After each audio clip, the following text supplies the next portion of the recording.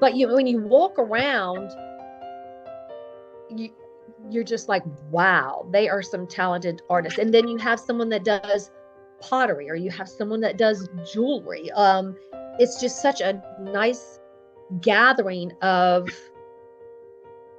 true artists. And so I'm honored to be a part of that and to be able to represent the category of jewelry. I have a bachelor's degree in government administration, so this is about as far off that spectrum as you can get. But it's my husband's grandmother years ago had given me a mustard seed charm. I've got it on. It's one of the older ones. It's the vintage mustard seed charm. Can you see it? Religious or inspirational jewelry out there kind of had a look, and I just wanted to, I guess, elevate it and make it just a little bit different. And I just kind of wanted to do a different spin on it. So I thought to myself, well, I'll just go get some of these vintage charms. So I would go down to Scott's Antique Market. I'd go to these antique stores, and you might find, it was like finding a needle in a haystack, honestly. And then to find them in the good quality, because they stopped production of those back in the 50s and the 60s. I can't run a business with 5 or 6 of these charms. So that's where I had to learn how to make the charms myself. So the past few years have been fine tuning that process. And with you now, when there's the charm, and the metal piece around it is the bezel.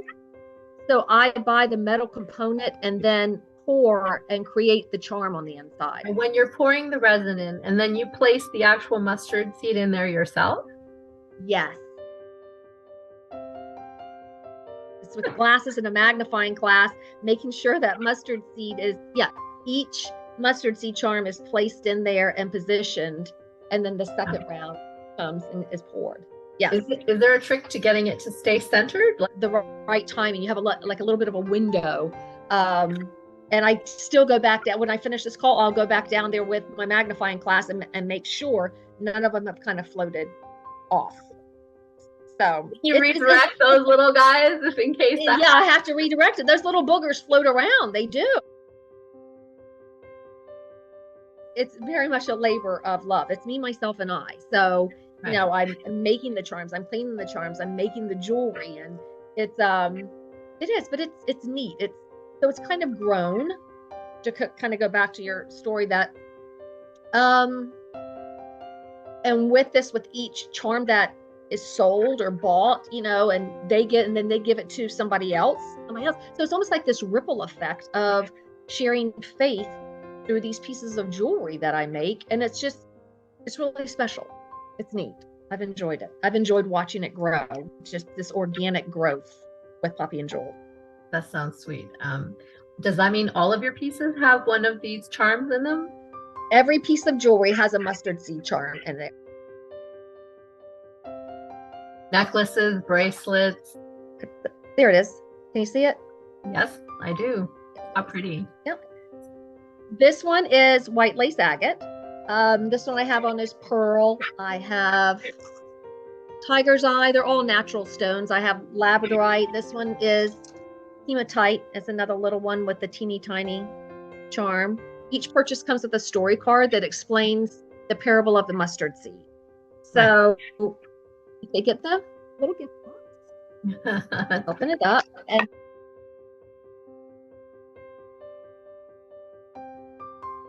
and especially in these crazy times, I really think everybody can use a little bit of inspiration and joy and hope, and whether it's something they're going through personally, whether it's financial, whether it's illness, whatever it is, you know, sometimes these gifts are a nice way to give a gift when you don't know what to say or what to do. You know, you can just send, here's a little bit of inspiration, you know, to take that next step. And oftentimes that next step, you don't know where it's going to take you. So that's walking in faith.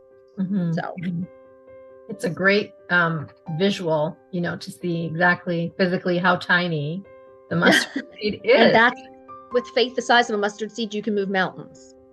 And that's Matthew 17:20. And that's, you know, it doesn't matter what your faith is. I think everybody needs faith and hope. And that's what this line of jewelry represents. It's, you know, I might do a polished stone, I might do a matte finish, I might do a faceted stone. But it's really what my eye is drawn to. I don't get anything too wild or crazy. My line it's a very neutral line. Okay. Once it's in there and it's cured, see, it's almost like, what would you say? probably a gold.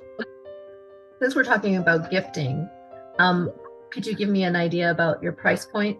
Sure. The little miniature charms here, these are $24. These, the hematite with the rhinestone spacers, these are $29. The other mustard seed charm bracelet, doesn't matter which stone you get, these are $40. Bracelet itself, the charm itself is larger. So these are over $40. And then I offer trio sets. So if it's a particular, excuse me, stone, like the white lace agate, it'll be a 10 millimeter and like 2 8 millimeters. Those are $70. They make great sets for Mother's Day. So it's a stack of 3 bracelets for $70. I love a good stack, Wendy. But you know what? It's funny. I love stacks too. Just put them together for us. It's like, okay, I can do that. So I started taking them at the shows or putting them in the retail stores where the colors were already stacked, and they can just buy them and they're good to go. Those are the darker, heavier stones going into fall. Now it's the pearl. It's the white lace agate, the river stone, which is a neutral. It's a cream, great for summer. Okay. It's the aquamarine. It's a faceted, and it's got the little freshwater pearl on it. I love that. But it's just going with the lighter colors. It's just, and I see something like, wow, that's a pretty stone. Makes me very happy. What's behind the name Poppy and Jewel? Poppy and Jewel is named after my grandmother and grandfather. They were very influential in my childhood. My summers with my sisters and I were spent almost every summer down at my grandparents' house in Beaufort, North Carolina.